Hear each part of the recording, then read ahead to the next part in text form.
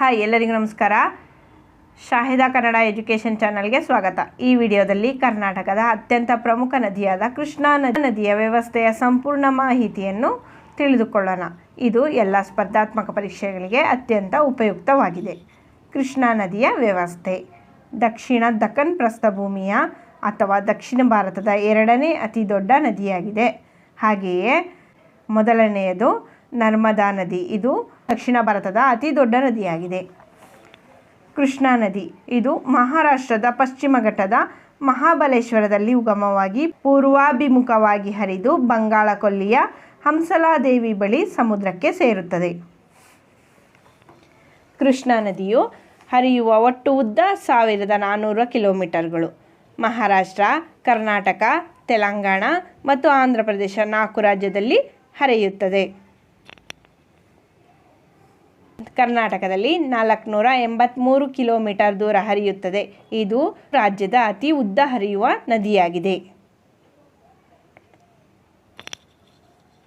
ಕೃಷ್ಣಾ ನದಿಯ ಒಟ್ಟು ಜಲಾನಯನ ಪ್ರದೇಶವು ಸುಮಾರು 2,58,948 ಚದುರ ಕಿಲೋಮೀಟರ್ ಇದೆ.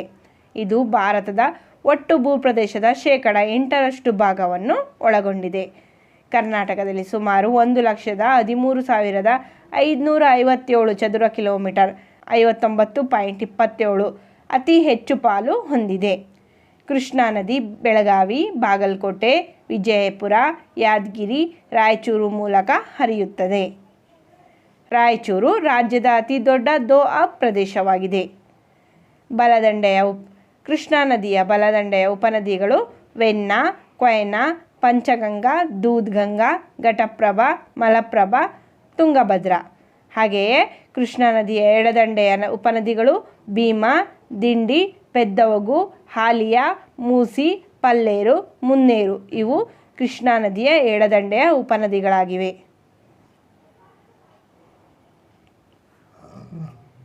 ಘಟಪ್ರಭಾ ನದಿ ಮಹಾರಾಷ್ಟ್ರದ ಸಿಂಧುದುರ್ಗ ಜಿಲ್ಲೆಯ ಸಾಂತವಾಡಿ ತಾಲೂಕಿನ ಚೌಕುಲ ಗ್ರಾಮದ ಹತ್ತಿರ ಉಗಮವಾಗಿ ಬಾಗಲಕೋಟೆ ಜಿಲ್ಲೆಯ ಚಿಕ್ಕಸಂಗಮ ಹತ್ತಿರ ಕೃಷ್ಣಾ ನದಿಯನ್ನು ಸೇರುತ್ತದೆ.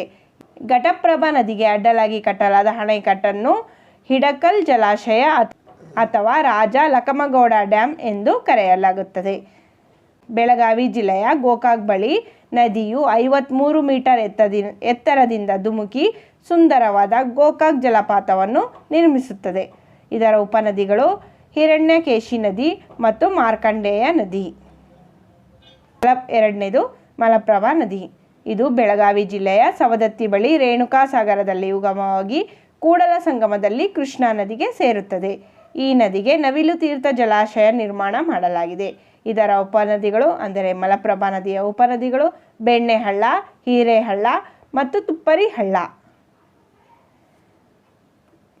ಮೂರನೇದು ಭೀಮಾ ನದಿ.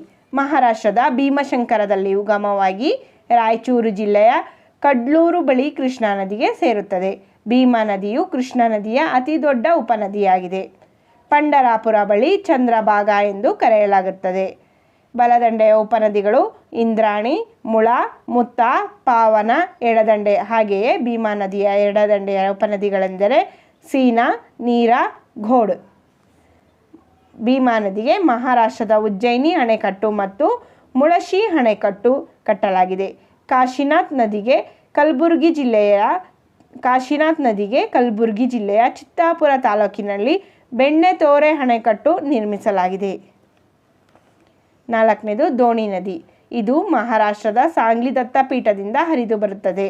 ವಿಜಯಪುರ ಜಿಲ್ಲೆಯ ಪ್ರಮುಖ ನದಿಯಾಗಿದ್ದು ಯಾದಗಿರಿ ಜಿಲ್ಲೆಯ ಅಮ್ಮಾಪುರ ಬಳಿ ಕೃಷ್ಣಾ ನದಿಗೆ ಸೇರುತ್ತದೆ. ದೋಣಿ ನದಿಯನ್ನು ಕರ್ನಾಟಕದ ಕಣ್ಣೀರಿನ ನದಿ ಎಂದು ಕರೆಯಲಾಗುತ್ತದೆ. ಯಾದಗಿರಿ ಜಿಲ್ಲೆಯಲ್ಲಿ ದೋಣಿ ನದಿಯಿಂದ ಛಾಯಾ ಭಾಗವತಿ ಎಂಬ ಜಲಪಾತ ಸೃಷ್ಟಿಯಾಗಿದೆ. ದೋಣಿ ಬೆಳೆದರೆ ಓಣಿಯೆಲ್ಲ ಜೋಳ ಎಂಬ ಪ್ರಸಿದ್ಧ ನಾಣ್ಣುಡಿಯು ಈ ನದಿಯ ಪಾತ್ರದ ಕೃಷಿ ಮಹತ್ವವನ್ನು ತಿಳಿಸುತ್ತದೆ. ಐದನೇದು ಮೂಸಿ ನದಿ.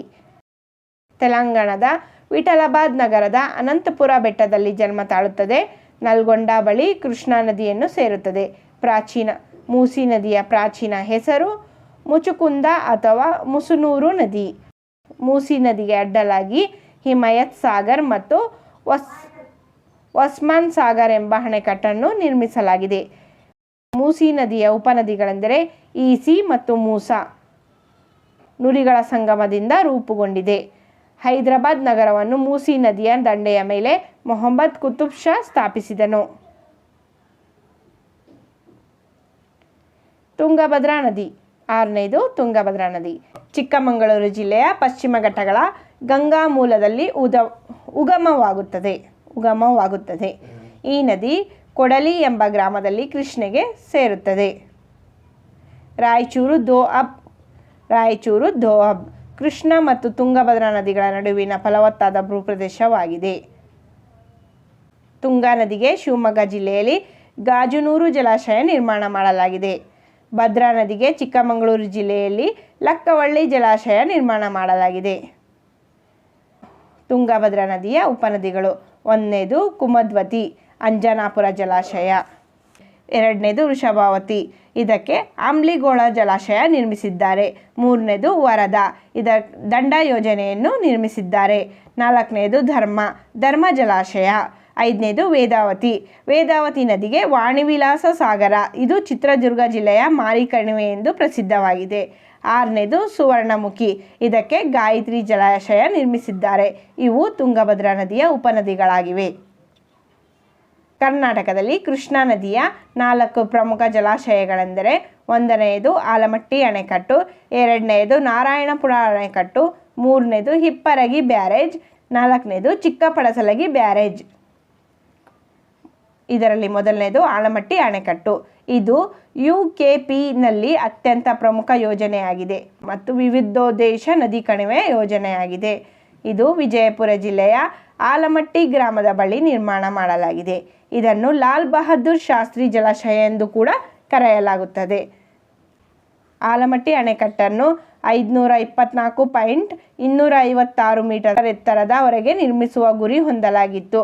ಆದರೆ ಆಂಧ್ರ ತಕರಾರಿನಿಂದ 519.6 ಮೀಟರ್ಗಳಿಗೆ ನಿಗದಿಗೊಳಿಸಲಾಗಿದೆ. ಆಲಮಟ್ಟಿ ಅಣೆಕಟ್ಟು ಸಂಗ್ರಹ ಸಾಮರ್ಥ್ಯ 123.08 TMC. 2ನೇ ಕೃಷ್ಣ ಜಲ ವಿವಾದ ನ್ಯಾಯಾಧಿಕರಣ ಈ ಅಣೆಕಟ್ಟೆಯ ಎತ್ತರವನ್ನು 524.256 ಮೀಟರ್ ಎತ್ತರಕ್ಕೆ ಹೆಚ್ಚಿಸಲು ಅವಕಾಶ ಮಾಡಿಕೊಟ್ಟಿತು. 2ನೇದು ನಾರಾಯಣಪುರ ಅಣೆಕಟ್ಟು. ಇದು ಯಾದಗಿರಿ ಜಿಲ್ಲೆಯ ನಾರಾಯಣಪುರ ಬಳಿ ನಿರ್ಮಾಣ ಮಾಡಲಾಗಿದೆ. ಇದನ್ನು ಬಸವಸಾಗರ ಎಂದು ಕರೆಯಲಾಗುತ್ತದೆ. ವಿಜಯಪುರ, ಕಲಬುರಗಿ, ಯಾದಗಿರಿ ಮತ್ತು ರಾಯಚೂರು ಜಿಲ್ಲೆಗಳಿಗೆ ನಾರಾಯಣಪುರ ಜಲಾಶಯದಿಂದ ನೀರು ಪೂರೈಕೆ ಮಾಡಲಾಗುತ್ತದೆ. 3ನೇದು ಹಿಪ್ಪರಗಿ ಬ್ಯಾರೇಜ್. ಇದು ಬಾಗಲಕೋಟೆ ಜಿಲ್ಲೆಯ ಜಮಖಂಡಿ ತಾಲೂಕಿನ ಹಿಪ್ಪರಗಿ ಗ್ರಾಮದಲ್ಲಿ ನಿರ್ಮಿಸಿದ್ದಾರೆ. ಇದು ಏತ ನೀರಾವರಿ ಯೋಜನೆಯಾಗಿದೆ. ಹತಣಿ, ಚಿಕ್ಕೋಡಿ ಮತ್ತು ಜಮಖಂಡಿ ತಾಲೂಕಿನ ಕೃಷಿ ಭೂಮಿಗೆ ಇದು ಅನುಕೂಲವಾಗಿದೆ. ಇದರ ಉದ್ದೇಶ ನೀರಾವರಿ ಮತ್ತು ಕೃಷಿ ಭೂಮಿಗೆ ನೀರು ಒದಗಿಸುವುದು. ಇತ್ತೀಚೆಗೆ ಜನವರಿ 2026 ನೀರಿನ ಒತ್ತಡದಿಂದ ಹಿಪ್ಪರಗಿ ಬ್ಯಾರೇಜ್ನ 22ನೇ ಗೇಟ್ ಮುರಿದು ಬಿದ್ದಿತ್ತು. 4ನೇದು ಚಿಕ್ಕಪಡಸಲಗಿ ಬ್ಯಾರೇಜ್, ಶ್ರಮಬಿಂದು ಸಾಗರ ಎಂದು ಕೂಡ ಕರೆಯಲಾಗುತ್ತದೆ. ಬಾಗಲಕೋಟೆ ಜಿಲ್ಲೆಯ ಜಮಖಂಡಿ ತಾಲೂಕಿನ ಚಿಕ್ಕಪಡಸಲಗಿ ಗ್ರಾಮದಲ್ಲಿ ನಿರ್ಮಾಣ ಮಾಡಲಾಗಿದೆ. ಇದು ದೇಶದ ಪ್ರಥಮ ಖಾಸಗಿ ಬ್ಯಾರೇಜ್ ಆಗಿದೆ. ಕೊಯ್ನಾ ಡ್ಯಾಂನಿಂದ ಉಂಟಾಗುವ ಬರ ಸಮಸ್ಯೆಯ ಪರಿಹಾರ ಕಂಡುಕೊಳ್ಳಲು ರೈತ ಸಂಘದಿಂದ ಸಿದ್ದು ಶ್ಯಾಮೇಗೌಡರ ನೇತೃತ್ವದಲ್ಲಿ ಕೃಷ್ಣಾ ತೀರ ನಿರ್ಮಿಸಿದ್ದಾರೆ. 2ನೇ ಕೃಷ್ಣ ಜಲ ವಿವಾದ ನ್ಯಾಯಾಧಿಕರಣ 2004ರಲ್ಲಿ ಬ್ರಿಜೇಶ್ ಕುಮಾರ್ ನೇತೃತ್ವದಲ್ಲಿ ರಚನೆಯಾಗಿತ್ತು. 2013ರಲ್ಲಿ ಅಂತಿಮ ತೀರ್ಪು ನೀಡಲಾಗಿತ್ತು. ಆಂಧ್ರ ಪ್ರದೇಶಕ್ಕೆ 1005 TMC ನೀರು, ಕರ್ನಾಟಕಕ್ಕೆ 907 TMC ನೀರು, ಮಹಾರಾಷ್ಟ್ರಕ್ಕೆ 666 TMC ನೀರು ಹಂಚಿಕೆ ಮಾಡಲಾಗಿದೆ. ಸ್ನೇಹಿತರೆ, ಇನ್ನುಳಿದ ಪೆನ್ನಾ, ಕೊಯ್ನಾ, ದೂದ್ಗಂಗಾ, ದಿಂಡಿ, ಹಾಲಿಯೋ, ಪಲ್ಲೇರು ಮತ್ತು ಮುನ್ನೇರು ಉಪನದಿಗಳ ಬಗ್ಗೆ PDF-ನಲ್ಲಿ ಮಾಹಿತಿ ನೀಡಲಾಗಿದೆ. ಈ PDF-ನನ್ನು ನಮ್ಮ ಟೆಲಿಗ್ರಾಮ್ನಲ್ಲಿ ಹಾಕಲಾಗುತ್ತದೆ. ಎಲ್ಲರೂ ಟೆಲಿಗ್ರಾಮ್ಗೆ ಜಾಯಿನ್ ಆಗಿ ಡೌನ್ಲೋಡ್ ಮಾಡಿಕೊಳ್ಳಿ. ಇದೇ ರೀತಿಯಾಗಿ ಎಲ್ಲ ನದಿಗಳ ಮಾಹಿತಿ ಬೇಕೆಂದರೆ ನಮ್ಮ ಚಾನಲನ್ನು ಸಬ್ಸ್ಕ್ರೈಬ್ ಮಾಡಿ, ಲೈಕ್ ಮಾಡಿ ಮತ್ತು ಶೇರ್ ಮಾಡಿ. ಧನ್ಯವಾದಗಳು.